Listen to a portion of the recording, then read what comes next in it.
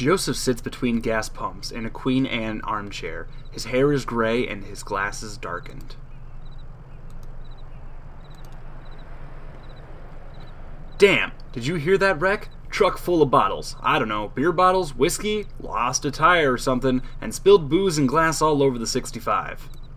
What a mess. I hope they don't come down here looking for anything. We blew a damn fuse and it's all shut off. Did I hear a dog? What's your dog's name? His name is Homer. Bit of a shuffle or a drag in Homer's step. Kind of an old one, isn't he? Well, I guess he's got some stories then.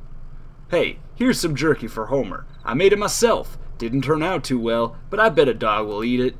Getting late, right? I can feel the sun on my neck. I bet it's just a few feet off the horizon. I've got a delivery to make on Dogwood, but I'd rather watch the sunset. Yeah, it's the truth. You've got to stop and breathe in that road. I bet while you're out driving, you let your eyes wander up the tree line. And you just, well, I bet you're more of a poet than old Joseph. Do you like poetry? Oh, I'd just like to listen to the TV. I used to do a lot of poetry on the computer, but I don't have the ear for it lately. Listen, you and Homer would have been driving up and down the 65 all night. Dogwood Drive is on the other side of, well, to get there, you've got to take route the 0. The 0 is a tough road to find, but you can use my computer to look up directions. You'll have to head down into the basement and rest the circuit breaker first. I'll be happy to have those winding lights back up anyway. It's too damn quiet out here. The basement door is back there in the office. Appreciate your help, friend. Oh, and here, take this lamp. It gets dark. Alright guys, so we're playing Kentucky Route Zero, which is a really fantastic experience of a game. And it's, I mean, less a game and more an interactive story piece, which, I mean, at the end of the day, that's kind of, in my opinion, what a video game is anyway. Just this one's a little more text heavy. I apologize for my misreads. I'm not, you know, a professional, reader, or whatever you want to call it. But I'll do my best to read all the dialogue for you. I'm going to go ahead and just record the whole first episode. This is an episodic game, so I will upload episode 1 all in one video. It'll be about an hour, hour and a half, and then when episode 2 is released, I'll be sure to upload that as well. These are the rules. 1. No open flames near the gasoline. No consumption of beer or spirits on the premises. 3. In case of sudden darkness, do not panic. Relax. Count backwards from 5. 4. Strictly limit time spent in the basement to fewer than 3 minutes of every hour. Alright, so we can't go over there yet because of our lantern. But this game actually, I don't know if it won Basement People. Emily, Ben, and Bob sit in folding chairs behind a worn card table. Papers, oddly shaped dice, and highway maps cover the tabletop. Conway clears his throat. Have y'all seen a breaker box down here? Did you hear something? No. Sorry, I was looking at the rules again. It gets easier as you go. Look, you said you rolled a 5, right? That means you get to pick up your marker and move it anywhere on the map.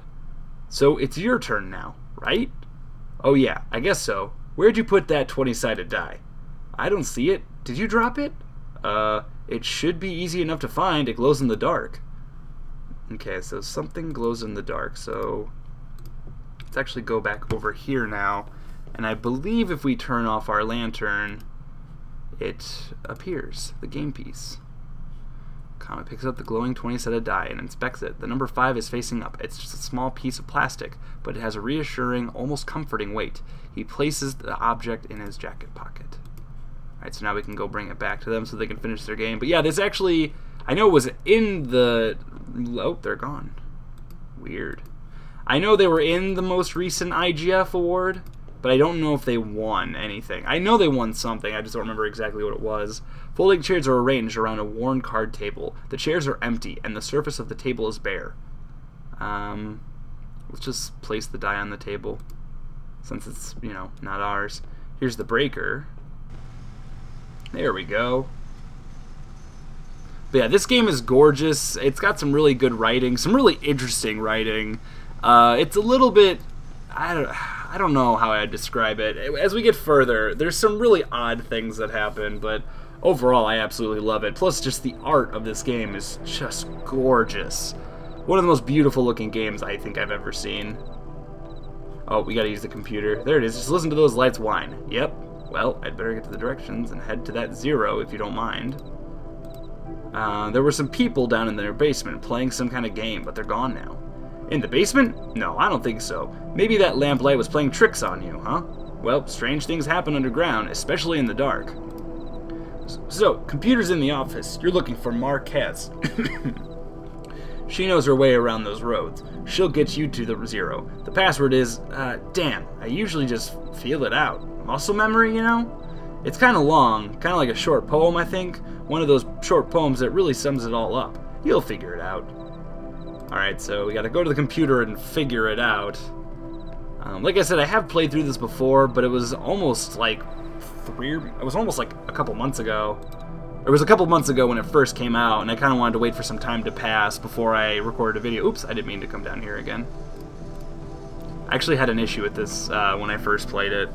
I was having trouble getting to the computer. Computer. Not basement. There we go.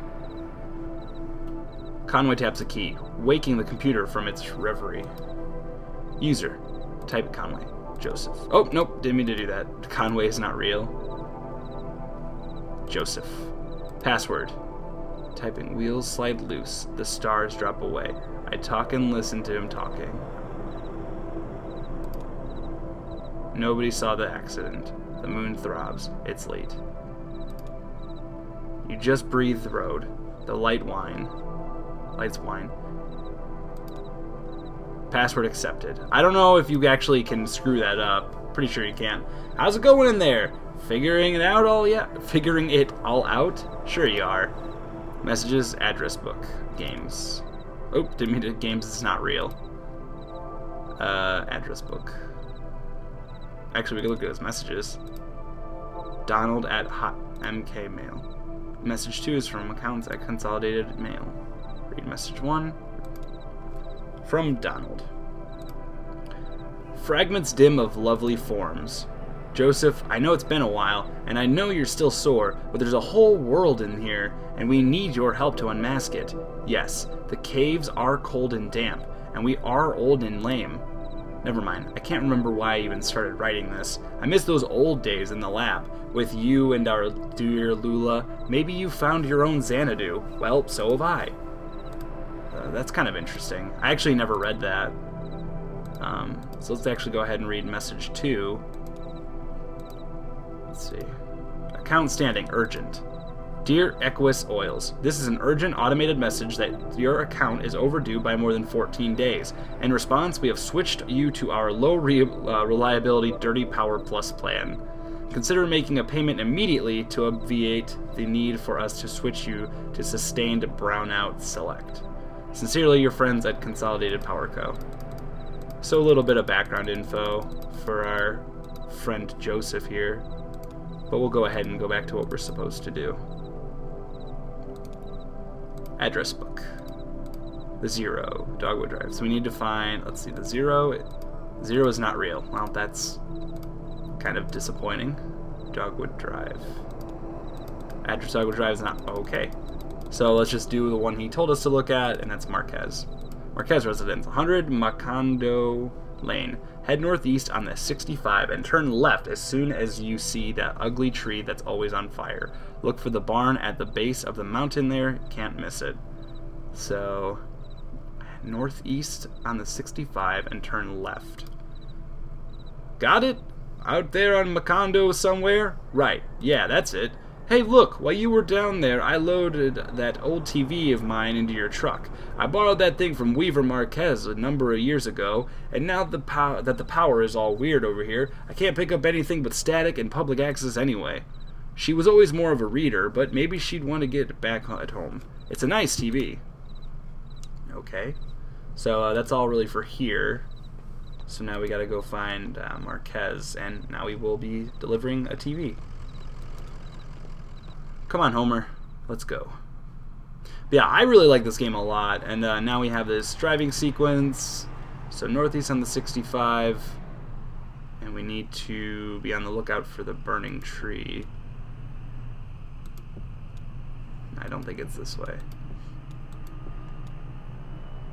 I don't remember how high up. Oh, there it is. So this way. Oh, there it is. Okay, easy enough. I had trouble finding it the first time I played. So Act 1, Scene 2. Marquez farmhouse. Alright, so this area is really, really cool. Like, easily the best looking place in this game so far. A street lamp, lights. Well, I don't know about that, actually. A dusty path leading up to the hill. So let's go up the hill. I just love this slow zoom in and this subtle reveal of the house. Just awesome. Graveyard. A family graveyard is set off to the side of the house. Headstones are inscribed with the surnames of the unfortunate. Nowakowski, Padilla, Marquez. Creepy. So let's go ahead and go up to the house.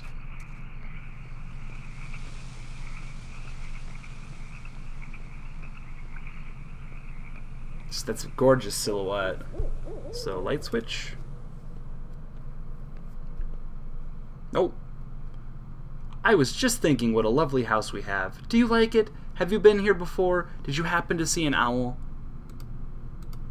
I didn't see any. I heard an owl. I know. I saw it out the window once. Big, ugly thing. All sound and furry. Well, it's gone now.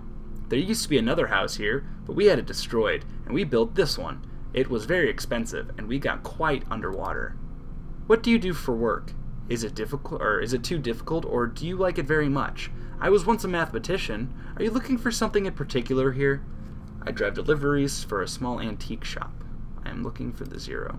Oh, you're lost. And that old blind man sent you, is that right? Of course he did. He's nice. Did he say anything nice about me? Did he send along a gift? He said you were too smart. He asked me to return the TV of yours. Will you please set it up? Then I can explain to you how to get where you are going. The 0. I know. I guess we might as well set it up.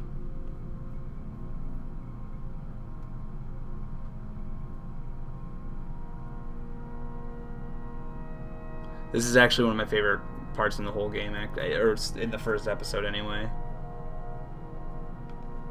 I just like this alone, looks so amazing. That's not how it's supposed to look. You've made a mistake setting it up. It is a foreign object, or is it a foreign object to you? Which of your parents was it who wouldn't allow you to watch television? Ma thought she had ghosts in the static. Dad thought it was radioactive. I know about that. He was ill, wasn't he? Mentally, I mean. Kind of cautious, timid. Things just had to be a certain way. You have it all backwards. I'm not surprised. Have you been paying attention? I don't think you have. It's time to start paying attention now, Conway. Look closely at the television. Okay.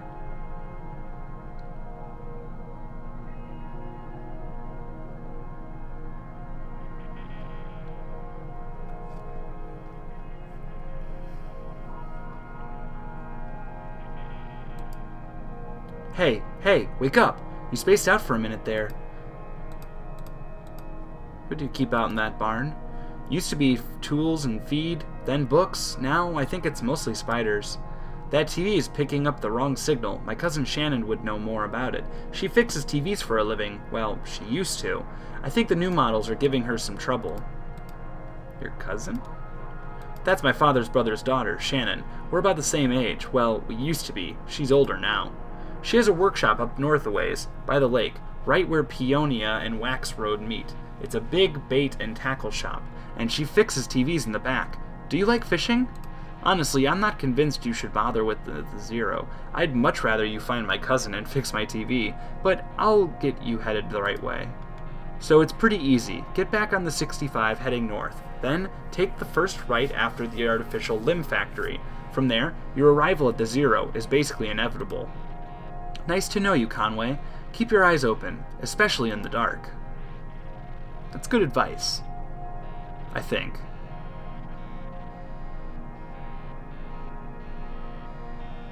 But yeah, this game's got a very strange way with words, which, I mean, I absolutely love.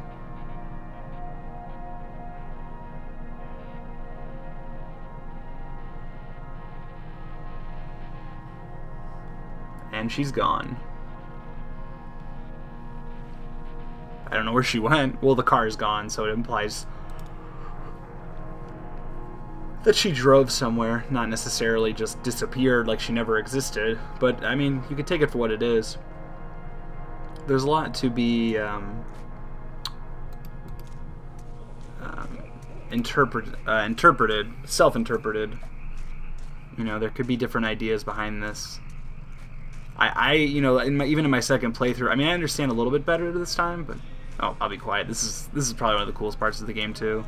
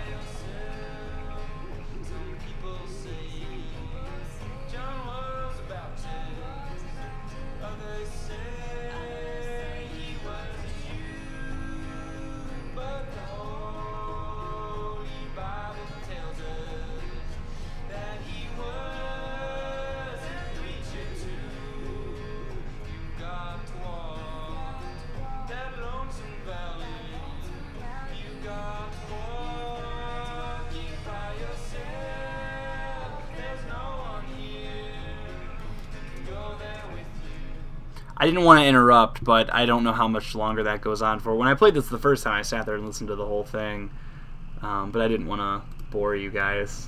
I know that might not necessarily be everyone's type of music. So let's actually go ahead and find that tackle shop. There's the limb factory, right? Yeah, we don't want to go there, though. On-ramp? So let's go this way. Act 1, Scene 3. Elorn Valley.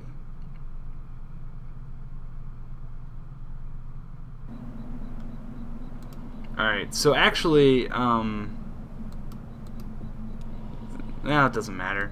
There's a couple of things we can do before we get to this point, but I'm not going to worry about it. I mean, that kind of adds to the incentive of you guys playing it for yourself, which I hope you guys do. Shannon speaks into the large brick cell phone, held up to her ear. It's $200 for 2 weeks. I guess he can't kick me out for another week or two.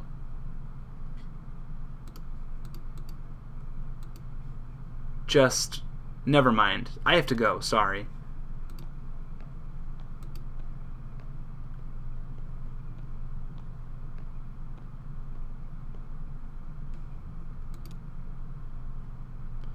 Excuse me, ma'am. I saw the light was on, and I'm looking for the on-ramp, too. Are you here to kick me off my property? Or the property? Oh, no. I guess you don't belong here, either, do you? Do you work for the power company? The power company? Oh, no. I once worked for an electrician for a few weeks, but I sort of drifted on before I really learned anything. I get it. You're drunk. Nah, I do a pretty good job now. I keep sober. I've got a gig. Here's what it is. I drive deliveries for a shop called Lisette's Antiques, and I'm out trying to finish this job. You're making a delivery to the mine? Oh, no. I have a delivery for 5 Dogwood Drive, and I can't remember ever seeing that address before. Now I heard I need to take a highway called the Zero. So I met this young lady named Weaver Marquez, and she sent me on this way, and so here I am. Uncommon kind of place for an on-ramp, but that's what it's been like so far anyway with... What? Weaver Marquez, do you know her? So you saw her tonight. I know Weaver. She's my cousin. I'm Shannon Marquez. Oh, you're the one that fixes televisions. That's right. Did she tell you that too? Of course she did. Weaver doesn't lie. One time, when we were younger, she told me my dad had been in a terrible car wreck. There was crushed metal everywhere, and we'd be hearing it echo through the house for years. She said, I was very upset, crying, and then my dad walked in the door. Just come back from a trip to the junkyard collecting scrap metal to fashion into wind chimes. I was angry, but she said it wasn't a joke, and it wasn't a lie. At the time, I thought she meant it as a riddle or a puzzle. But Weaver's not a puzzle. She's a mystery.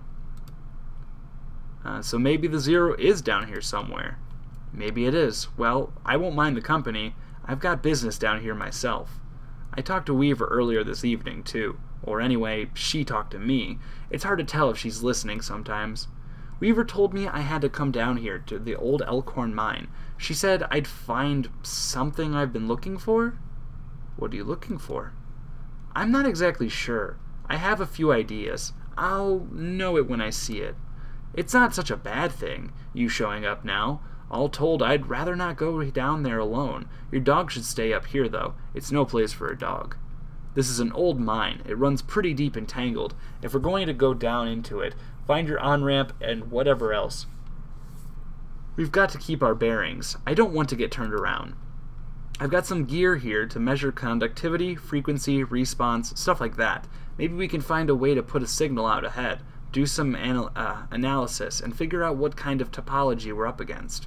Topology. Okay. Topology. That's the science of continuous space, my friend. The way this twisty maze of passage fits together. I know that. Alright, so we're going to go ahead and follow her. So I like how the narrative kind of goes, like, we're kind of making their conversation for them, which I kind of find interesting. I mean, it's scripted to a point, but there's a lot more you can learn depending on... Okay, so now we're just going to walk into each other, I guess.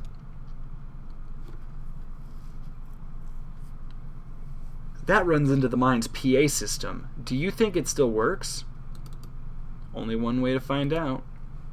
Alright, give it a whirl. Into PA. Is anybody down there? Is anybody down there? Nothing.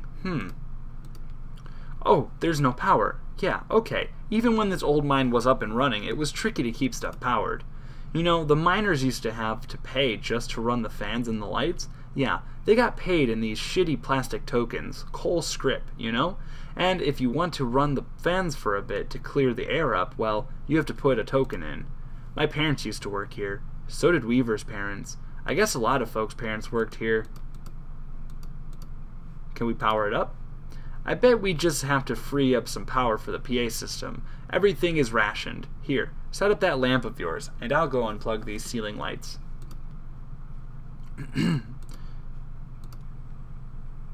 I heard the speakers back here crackle a bit. It's on now, right? Try saying something into the mouthpiece. Well? Okay, I hear you. We need to measure the echo delay time and figure out how deep the tunnels run. Just make some noises into the mouthpiece.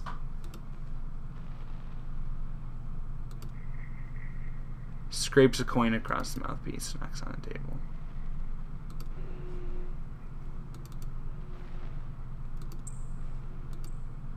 Damn, that's a long delay. These tunnels run deep. I bet some of them have ruptured or joined up with a cave system. Alright, I set up my spectrum analyzer, so just say something into the mouthpiece, and we can get a sense for how narrow the mine tunnels are. Don't be shy. Just say anything that comes into your head. Tell me a story about something, or what did you have for breakfast today?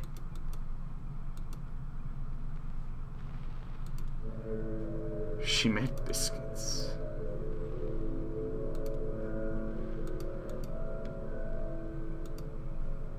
She talked about her late husband, Ira.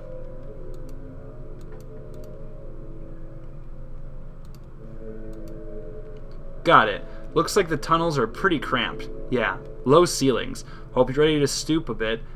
You're probably used to it.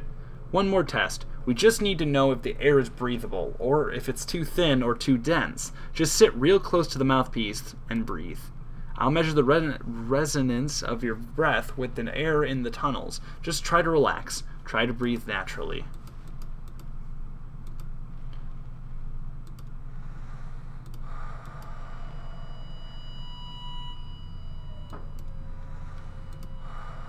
Getting some pretty strong readings here. I think we're in good shape, but keep at it for a minute.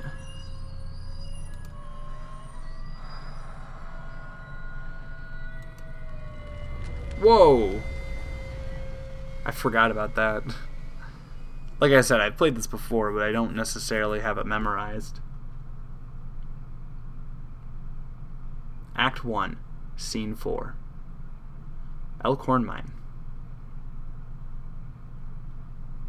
Jesus, are you alright? What the hell?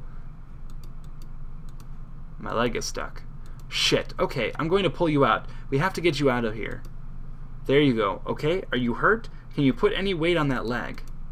It's fine. Just try to stand up. Careful, I'm right here. Don't worry, I've got you. That leg is in bad shape. Here, let's get you onto the tram. There you go. Now, let's see if this thing has power. Well, okay, there's some luck, right? We should be able to ride this tram right out one of the auxiliary exits, if there are any. I think there are. What about Weaver? We'll just find the exit and then figure out what to do from there. That's our first priority. So, the controls are over on your side. Let's get moving.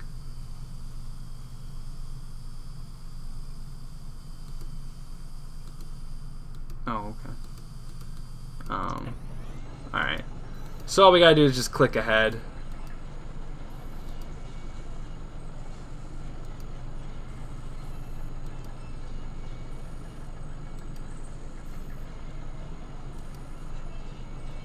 But yeah, like I said, a lot of different things can happen in this game, and there's a lot of different dialogue trees you can get that don't necessarily change the ending, but they give you more background information about your characters, and they kind of develop the story in different ways.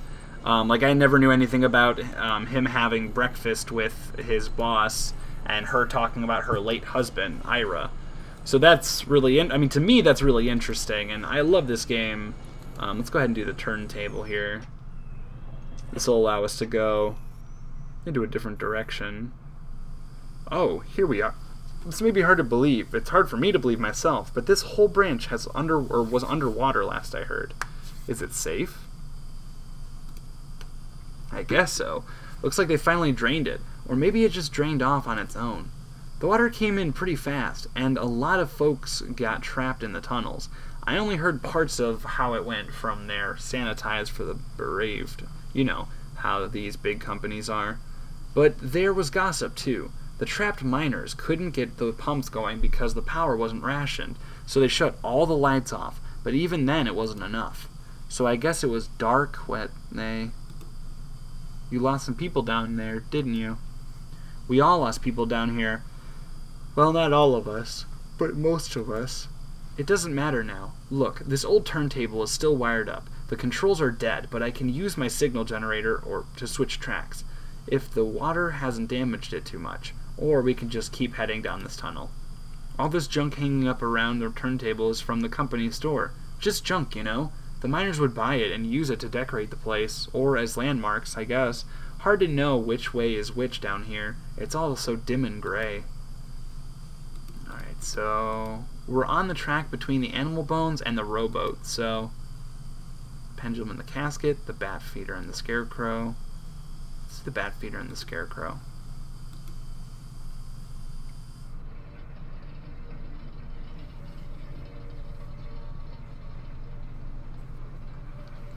Beautiful. Okay, can we go backward? Yeah, we can go backwards too. So there's actually a lot of exploring you can do down in these mines, and when I originally played this, I actually found a lot of backstory about the Marquez family, and I'll try to avoid. I'm not like I said. I want you guys to go out and buy this game on Steam. It's available on PC and Mac. It's so good. It's on sale right now too. Oh, this is a dead end. But what's that down there? Did you hear that? It kind of sounds like a muffled rumbling. Maybe we're near the surface.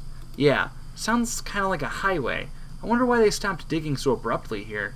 Maybe they hit a pipe or something. Alright, so this way was kind of a waste. But like I said, my goal is to not show everything, but to give a really good idea of what Kentucky Route Zero is all about. And a big thing this game is about is learning about these people and being a part of the story in a way that most games... I mean, you have games with dialogue trees like Mass Effect or Walking Dead, and they, you know, have a serious outcome. And in this game, it's not as much of an outcome as much as it is how much do you want to read. For example, if you want, you can just go back and forth between the gas station and the Marquez house. Broken tracks. The tracks are all messed up here. This tram isn't going anywhere further. I wonder what's down that tunnel. Okay, so we gotta go back now. So I don't remember ever going in this direction, and I kind of see why now.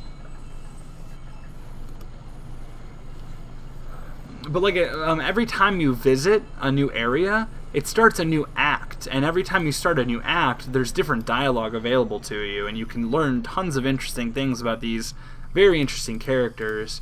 It's almost like an interactive storybook in a lot of ways. So this time, let's do the pendulum and the casket.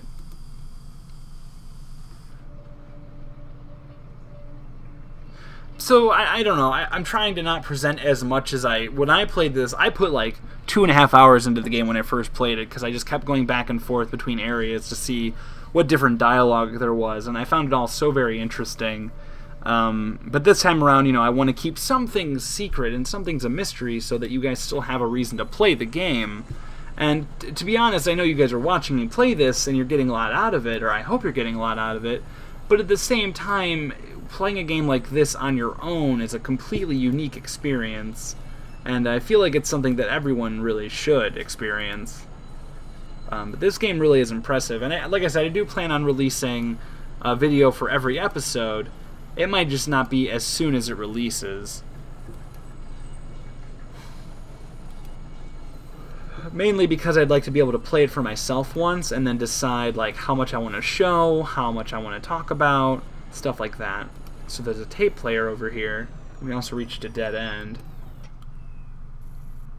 A dusty reel-to-reel tape player is stashed beneath the track, loaded with tape but starved for power. So if we turn this off, yeah.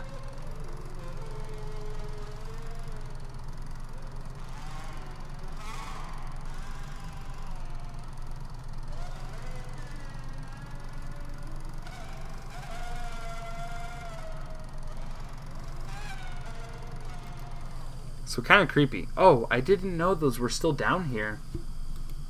You've been down here before? Not this deep, but I knew about the tape machines.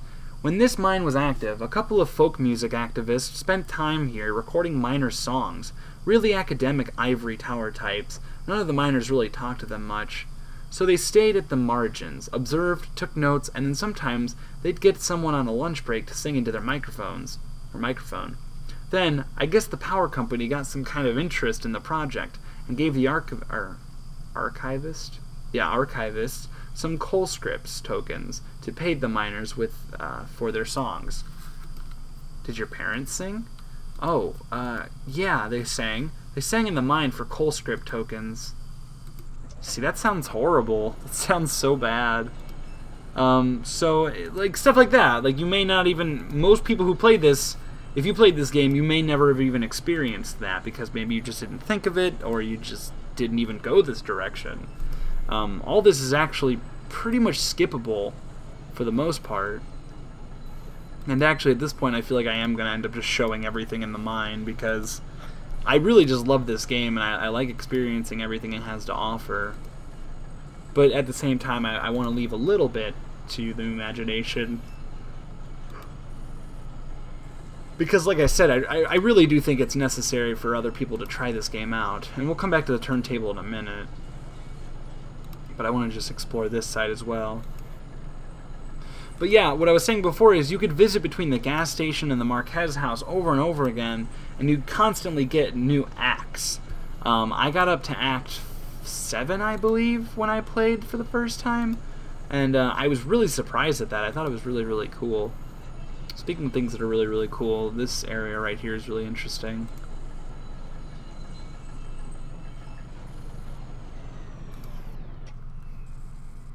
Damn, it's almost totally intact. I thought it would have been destroyed. What is this place? It's a recording studio, basically, kind of thrown together, but this is where the archivist would record, and I guess then they'd sequester themselves down by that tape deck we found to listen to the recorded songs. Did you ever come down here? Yeah, I came here with my parents once or twice.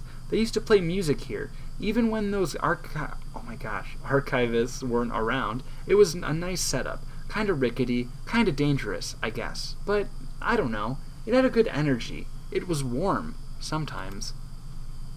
So I actually really like this portion, and I don't think we can go any farther, but I wonder what happens when we turn lights off. Nothing. Okay. I wasn't sure. I didn't try it last time, so I figured naturally you should try anything in this game.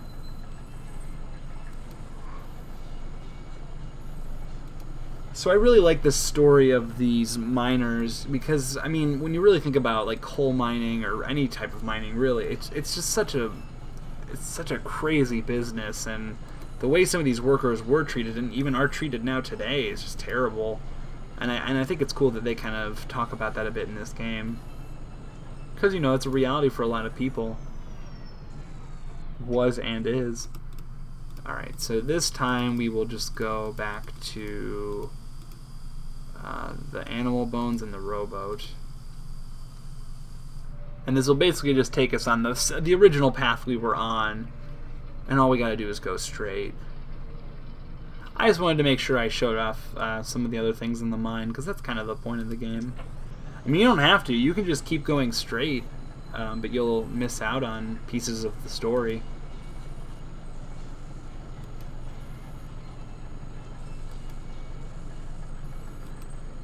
So yeah, I also figured it'd be nice to do a Let's Play series on a game like this, just because it's very laid back, just very relaxed and calm and nice, which is kind of something I was just in the mood to record. Alright, I was kind of curious if anything would happen in front of that opening there. Nothing did happen, but it, you know, was worth taking a look. But yeah, like I said, it's nice to be able to record something much calmer, much more peaceful and artful. I really, really do like this game an awful lot, and I really hope the best for the developers. And I can't wait for the next episode. I'm very, very excited for that. So here's the exit. Thank God. Okay, let's go.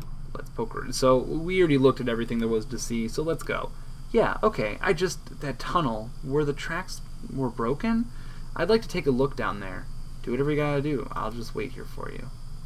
You wait for me here. Okay, so we'll just do this. And if you guys want to know what's down there, obviously you can get the game and play for yourself. I did the second option where I went and looked instead, and it was pretty cool. But I like I said, I want to keep something secret for the sake of you guys playing the game yourself. Canaries sold at the company store? Did they also sell respirators? No bones in the cage. The bird must have been set free. Or maybe the cage was cleaned? There are cardinals at the Louisville Zoo, and other birds. Ostriches, eagles, emus. No canaries. Too common? Too small, maybe. But they have starlings. Starlings aren't much bigger than canaries. It's just kind of some random stuff. A pile of tape reels is jammed into the top of the tram. They must have been thrown on in a rush. The reels are unbalanced. The tape is decayed. Lisette and Ira's son, Charlie. talked about a piece of music he liked made with old decaying tapes that was, what was it called? Something about... Charlie had the most bizarre taste in music. Weird, noisy computer music. Where did he even hear that stuff? Louisville, probably. Or college. He was a smart kid. Damned pity. So obviously, if we didn't stay here, most of these things wouldn't be happening. The notebook at the top of this dusty stack is labeled in black marker. The label is dusty and smudged, but it looks like it might say horses. Houses? Maybe. Or verses, even? Crude and hurried handwriting, too. Lisette has immaculate handwriting. Pristine and measured cursive. Never a stray mark. For the last several months, she filled out the receipts for each order, since that young couple complained about the handwriting on the order slip. It's carbon copy, anyway. It's bound to wear away over time. If they're so precise about their records, they should put it in a computer anyway. It's a good point.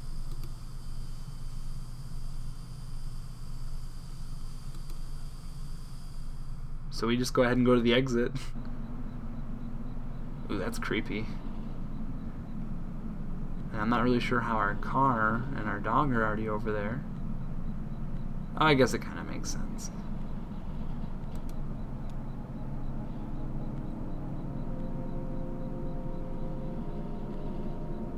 Let's look at the shack.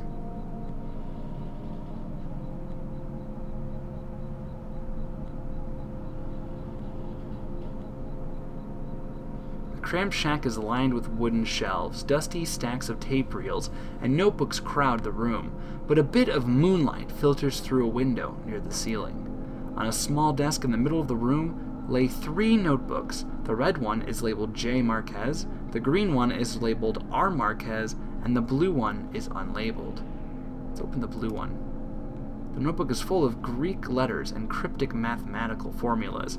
Near the back of the book, what first looks like it might be an esoteric German shorthand is actually a love poem written in anagrams. Let's open the red one. The pages are covered in disorganized notes, some written horizontally and others scribbled vertically into margins. A few pages are lined more evenly and divided up into charts, correlating seasons, lyrics, harmonies, and coal halls. Conway opens the green notebook. On each page is a delicately rendered charcoal drawing. Most are portraits of rugged faces. Near the middle of the book, there are a few drawings of a young girl in a miner's helmet. She plays along with the minecart tracks, collecting pieces of... oh yeah, this place. These notebooks are labeled Marquez. Your parents are the archivists? No, Weaver's parents are the archivists. My parents were miners. How's the leg? I can walk on it, but it's painful. Oh, I've got some painkillers here that could help you out. I got them from a friend when I sprained my wrist installing a security system. You'd better let me drive, though. They're pretty strong. I can handle it.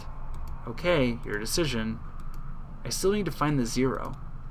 Well, it's like I told you. Weaver doesn't lie. If she sent you here to find your on-ramp, this is where you should be looking.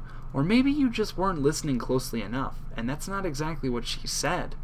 I saw Weaver at my workshop. That's up north by Lake Nolan, right at Wax and Peonia. Or Peonia? Yeah, in the back of a bait shop. Pretty glamorous, right? These are the times we live in. She's either up there or back in the farmhouse. Whichever you want to head to first, just let me know. Alright, so we'll go to her workshop first, just because we haven't been there yet.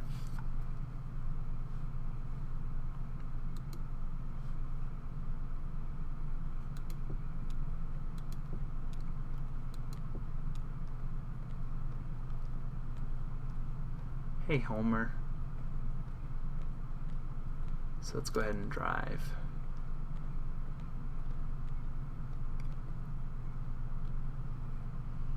Alright. So she said up north, I believe anyway. Let's just kind of drive up here until we see something interesting.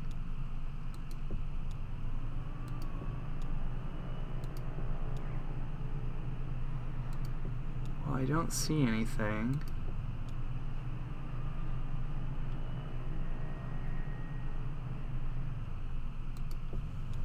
What's this book for again? Oh, okay. Marquez's workshop.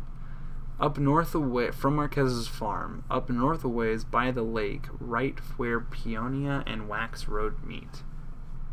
Peonia and Wax Road. Wasn't I just on Wax Road? So yeah, those notes obviously come in handy if you don't remember directions very well, which I totally don't.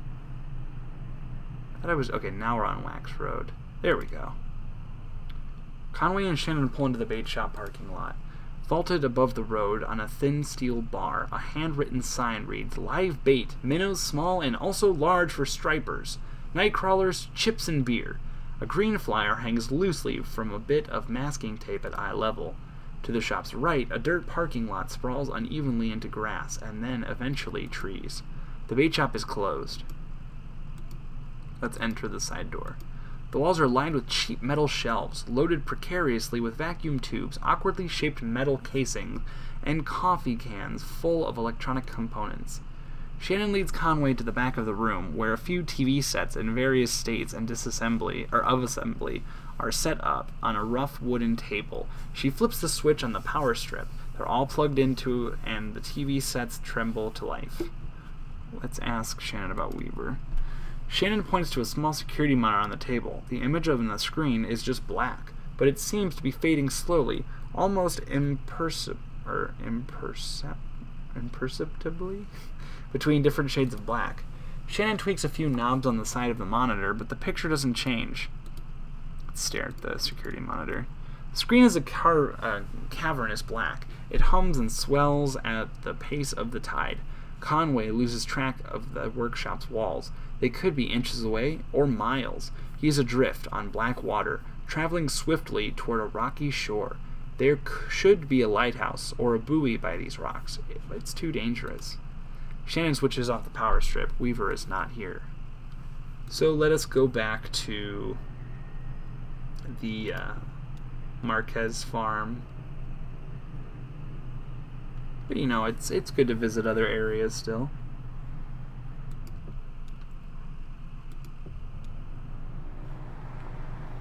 So let's see, it's right over here. Luckily the areas that we go to stay highlit.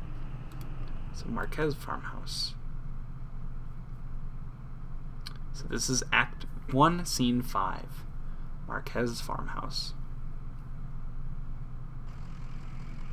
And we'll go ahead and do this walk once again. And also something interesting worth mentioning is the fact that the musicians don't actually play this time around when we come back. I mean, I just think that's cool that it's not like totally scripted. It's unfortunate that we're limping like we are. It's making us move a lot slower. But that's okay. I mean, it's realistic, you know, we hurt our leg.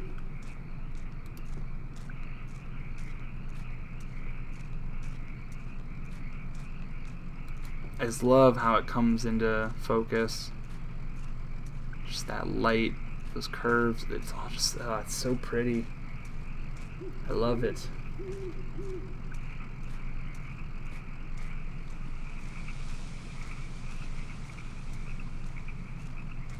Like, I know I'm not saying much about the game as far as, like, you know, commentary, you know, without reading their text, but I really just don't feel like I have much to say. I just really enjoy this game. I wonder if we'll say something different this time since she's with us.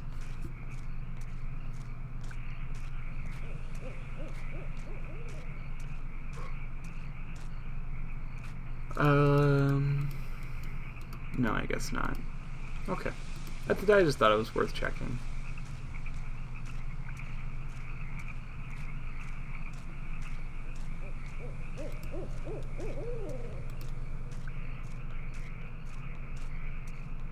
So hopefully she's here and we can find out what she has to say. And maybe she can even fix the TV while she's here with us.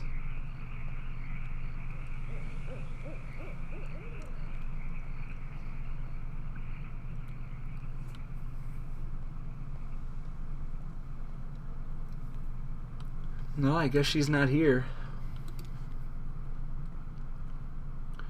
So, this is where she was, yeah? Makes sense. This was where Weaver and her parents lived. They took out a bunch of loans, you know, and had this place built. Do you have any debts? I never really had any collateral. Something to be said for that, I guess. My parents were like that until the company store found a way to get to them. For my dad, it was tokens to run the fans and air purifiers, and for my mom, it was canaries. Two solutions to the same problem, but they sure sounded different. Weaver had debt too, a lot of it, all tuition. How did she pay it off? She didn't. She had no income. None of them did. I think eventually Weaver put those math skills to work on all the red numbers in the family checkbook and got a clear sense of just how hopeless their situation was. So she left. I guess she just drove away in the middle of the night.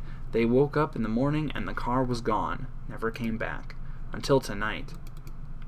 Someone else told me to come here and talk to her. Huh? Okay, I guess we two aren't the only ones she's been talking to. Oh, that's not something you see every day. That old TV right there. Well, that is a damned antique for you. I had a model like that in the shop once, but I had to sell it off to make rent. Most painful decision I ever made. Say, do you mind if I open it up? Looks like the dials are all corroded and the screen is leaking light a bit. Come on, I bet Lisette would never forgive you for letting a specimen like that fall into despair. Or disrepair. So, okay, go ahead and fix the TV. If you really want to.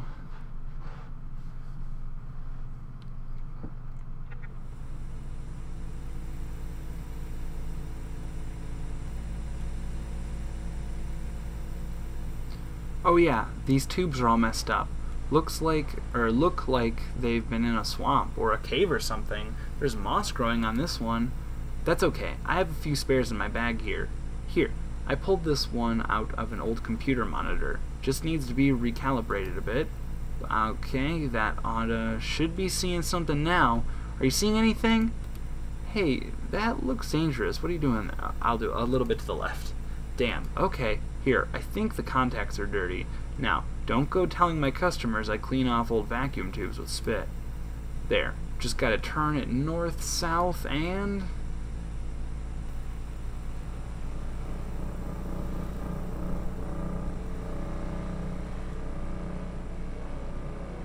Kentucky Route 0, right there.